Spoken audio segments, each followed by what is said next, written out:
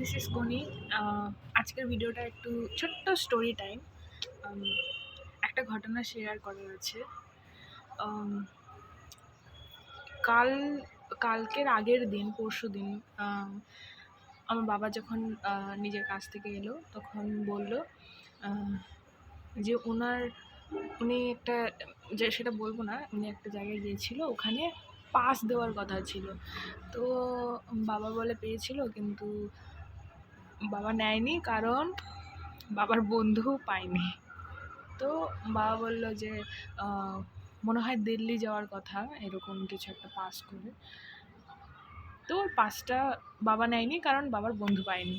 তো বাবারটা ছেড়ে দিয়েছে। তো আমি ওটা বললাম যে তুমি কেন নাও নাই, তোমার নেওয়া দরকার ছিল, তোমার বন্ধু পায়নি তো কী হয়েছে? যে না, এটা তো ধোঁকা হবে না। কিন্তু বাবার সেই বন্ধুটা জাস্ট কিছুদিন হয়েছে দেখা, 3-4 মাস। তো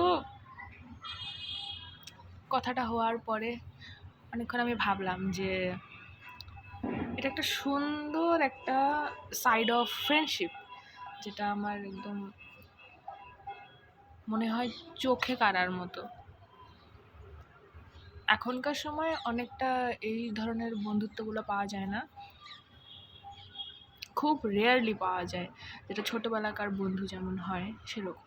যেমন অ্যাডাল্টহুডের বন্ধু বান্ধবী, সেটার মধ্যে আমি মনে করি খুব চান্সেস এরকম কম থাকে।